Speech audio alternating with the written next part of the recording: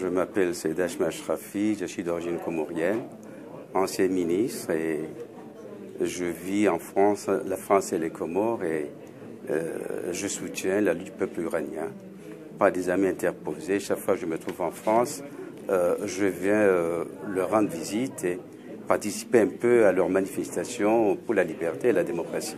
Merci. Alors, face au phénomène du fondamentalisme religieux sous le nom de l'islam et des groupes comme Daesh dans la région, y a-t-il une solution politique et culturelle en plus des mesures sécuritaires et militaires?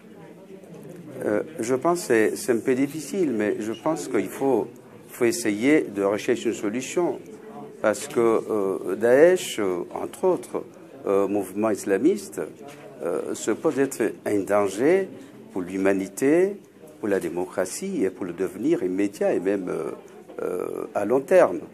Donc je crois que les pays libres, comme l'Europe, les États-Unis, entre autres, et d'autres pays modérés, arabes, s'organisent, s'unissent pour combattre ce danger avant que ça ne soit trop tard.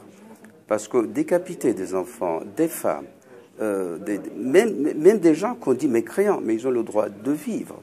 Donc c'est un danger et qui va contre toute forme de culture, qui détruisent et qui pillent toute forme de civilisation qui n'est pas la leur. Donc c'est un danger immédiat sur le plan international et même sur le plan de tous les humains. À votre avis, que peut faire chaque citoyen et chaque élu pour accélérer et encourager la résistance iranienne à combattre cet extrémisme? C'est d'abord la volonté. Il faut que chacun de nous ait une volonté ferme, résister et combattre cela. Essayer et de mettre toute sa foi, son corps, son intelligence dans ce combat. Je crois que c'est d'abord l'essentiel. Résister, résister et résister encore et appeler tout le monde libre à nous venir en aide. Cette somme de rassemblement pourra remporter la victoire, qui n'est pas d'ailleurs loin, je l'espère. Le peuple iranien est en train de remporter la victoire. On sait ce qui s'y passe et comment la résistance s'organise et comment le pouvoir intériste, religieux, s'affaiblit au jour le jour.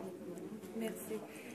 Comme vous le savez, il y a un grand rassemblement prévu le 13 juin à Villepinte autour de la tolérance et de la démocratie. Et, à votre avis, doit-on encourager chaque citoyen et chaque élu à participer à ce rassemblement et pourquoi? Je pense que c'est essentiel. Encourager tous les citoyens, tous les démocrates à participer à ce combat reviendrait à légitimer un peu ce combat mondial pour la liberté et la démocratie. Et si davantage ce sont l'OMPI, l'organisation des Moudjahidines d'Iran, qui organise cela, qui prennent la tête de cela, cela prouverait leur engagement, le combat, parce qu'aujourd'hui, ce combat n'est pas seulement pour le peuple iranien, mais pour le monde entier, pour tous les peuples du monde. Que si la résistance iranienne gagnait, ça c'est une victoire pour la liberté dans le monde.